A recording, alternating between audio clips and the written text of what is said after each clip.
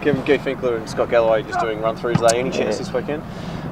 Outside chance. Both of them have trained, with the squad during the week, with the team during the week. They've done a little bit more on their own today just to test them, but it'll be an outside chance. Fair to say, when you're in this sort of form, you wouldn't need to be taking those sort of risks, though? Yeah, look, realistically, you wouldn't like to take risks at any point, at any stage, but you're right. Our form's been good, and the return of points has been very good over this period, and look, no risks will be taken without doubt, but I want to give them every chance. Daniel Jurevski got a bit of treatment on a sore ankle, or is he okay? I think so. Look, he'll go back in and get some treatment, but he's in the same boat as anyone else. If he's not 100%, he won't play. Games against Sydney FC usually feel a bit bigger than this. Is there some blockbuster fatigue, I'll say, in Matt Windy's absence? I don't think so. We still treating it as it's a massive game. It's another opportunity for us to perform in front of our members and fans, and our home games have been very good in terms of excitement and entertainment and attacking football. So we've prepared really well this week, and we consider it a massive game. It's a good opportunity for us to take 3 points tomorrow night. What concerns you most about Sydney? Oh, look, they're a good team. I was in Sydney last week, so I had an opportunity to go to the game.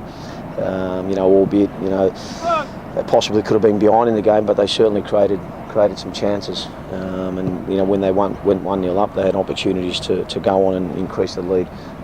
So they'll be wounded by that last week, make no mistake. They'll be wounded by losing their first game and at home as well. So it'll be a good challenge for us tomorrow night, but one we wait with great anticipation. Do streaks and records mean anything to you or the players? Nah, not at all. Maybe in 15 or 20 years looking back, but at this point in time there's one focus and one clear focus, and that's our preparations have been done now. We worked very hard in our preparation and going through every detail possible to give us an advantage, and there's one concentration now, and that's to perform well tomorrow night. 9 games unbeaten, though. You're the only unbeaten team left. Something that weighs on your mind? No, not in the slightest. Not in the slightest, because the reality is we're second on the table. So nothing gets. If trophies were handed out now, we wouldn't get anything. So there's still a long way to go, and like I said, we're certainly not going to rest on any laurels, and it's hard work that's got us to this point, and there's certainly a lot more hard work that's going to be needed to achieve anything this year. It's a big victory getting enough love outside Melbourne. I mean, you're second on the table, unbeaten. Yet everyone's rapping Adelaide, everyone's rapping Perth.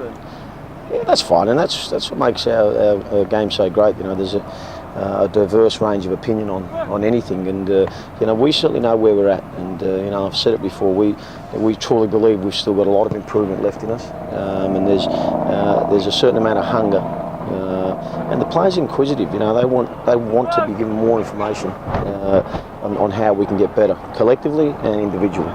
So we're in a good space at the moment, but certainly nothing's been achieved so far. Nick Ansell come in and start?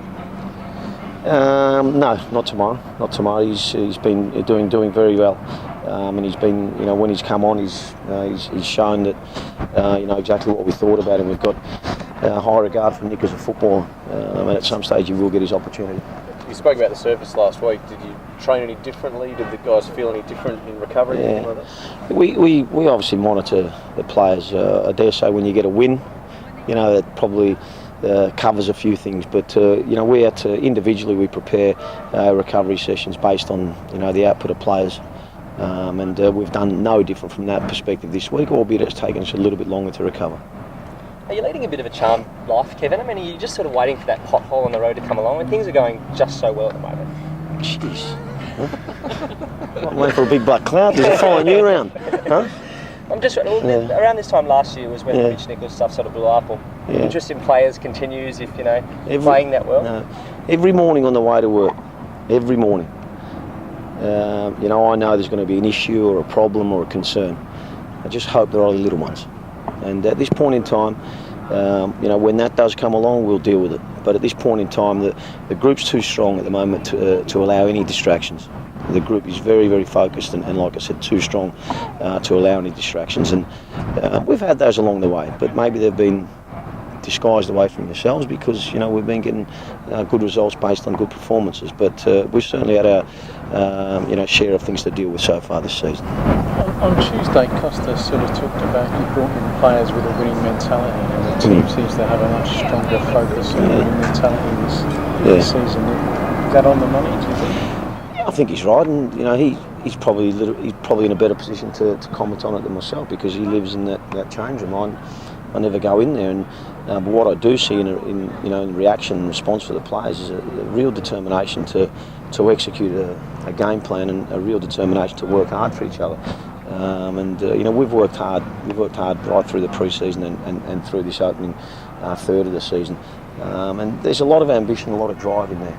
So let's see how far it takes us.